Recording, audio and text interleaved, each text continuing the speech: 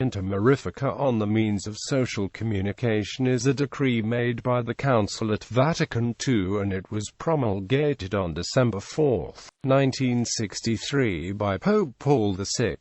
It is composed of 24 points, with the aim of addressing the concerns and problems of social communication. Inter mirifica identifies social communication as the press, cinema, television, and other similar types of communication interfaces. The title is taken from the opening lines of the document and means, "Among the wonderful." The term social communications, apart from its more general use, has become the preferred term within documents of the Catholic Church for reference to media or mass media. It has the advantage, as a term, of wider connotation. All communication is social, but not all communication is mass. In effect, though, the two terms are used synonymously.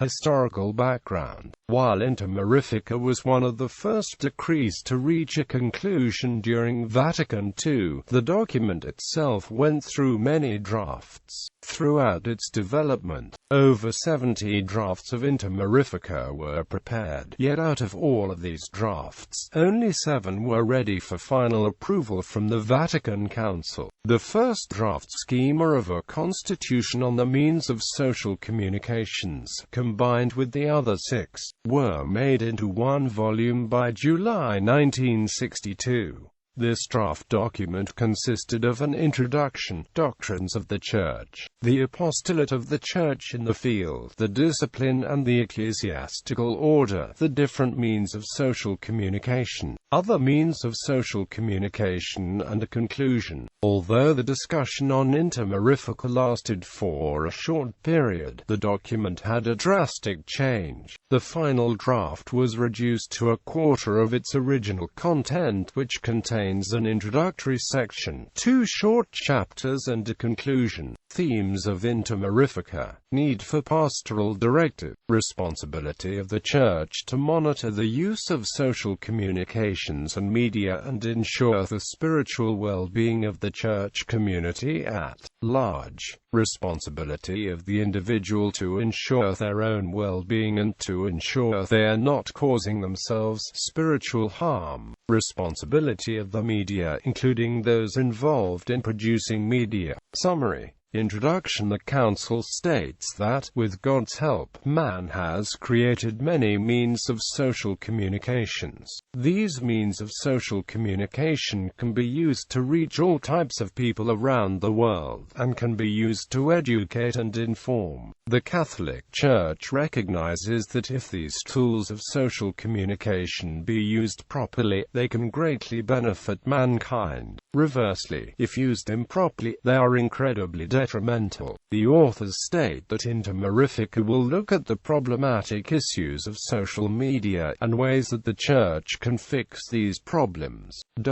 Chapter 1. On the teaching of the Church. The authors of Inter mirifica state that it is within the Church's birthright to use the means of social communication to the pursuit of preaching the gospel and of salvation. There are 3 questions of morality within social communications that the authors of the decree look at. The media has an obligation to provide correct, honest, and accurate news, as the Council believes that access to information, in relation to the circumstances, is a human right.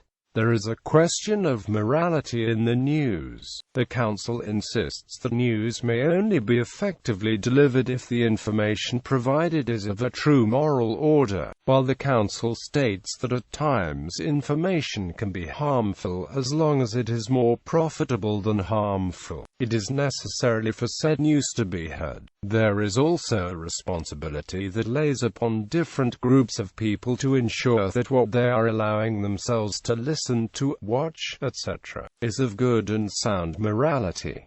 There is the obligation of the listener to avoid social communications that would cause spiritual harm. There is also the problem of youth, and ensuring that they receive information from social communications in moderation and under the supervision of teachers, parents, etc. Youth should be going to these educators with questions, but the educators should also be diligent in ensuring that what the youth are listening to are of high morality.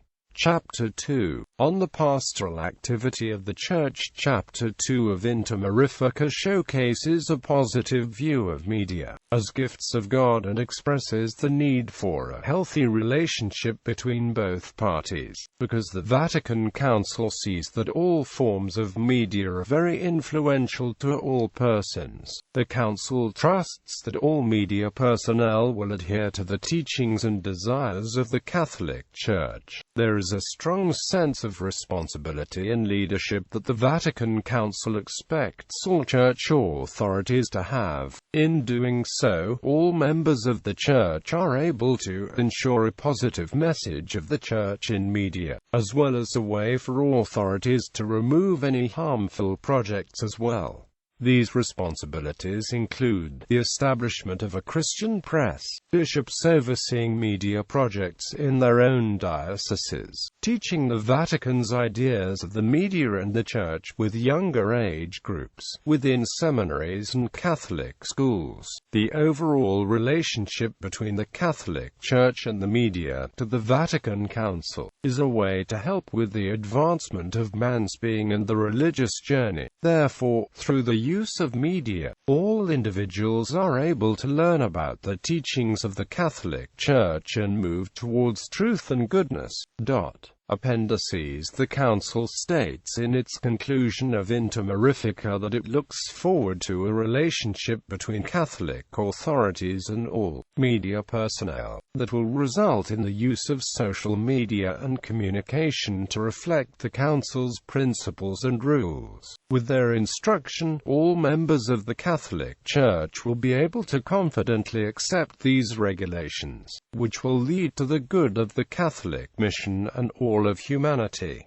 Effects and aftermath of Inter Mirifica. During the immediate aftermath, reception of the decree was fairly negative. The document was heavily criticized for falling short of expectations, as well as failing to provide any new or different thoughts or instructions on social communications. These sentiments have been the long-standing memories of the document, with these sentiments continuing 40 years following the decree. However, the document did provide the beginning stages for further church instructions on social communications, with the further documents of Communio e Progressio and Aetatis Novae. Furthermore, from the document emerged World Social Communication Day, which was created by the Second Vatican Council to provide an annual message for the Church to its people and the rest of the world. Pope John Paul II vigorously promoted responsibility and positive goals in social communication, not only in person but through messages given on this religious festival and through supporting the Pontifical Council for Social Communications.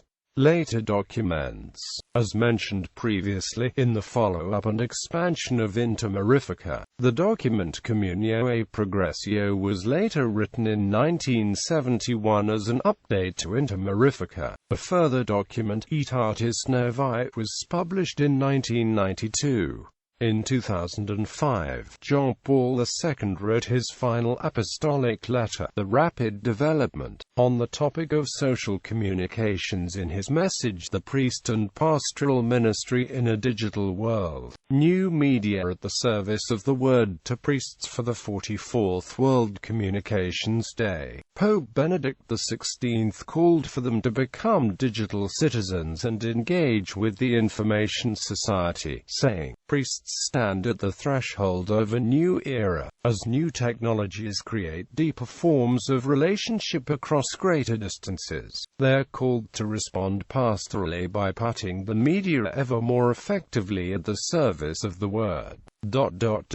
who better than a priest, as a man of God, can develop and put into practice, by his competence in current digital technology, a pastoral outreach capable of making God concretely present in today's world and presenting the religious wisdom of the past as a treasure which can inspire our efforts to live in the present with dignity while building a better future.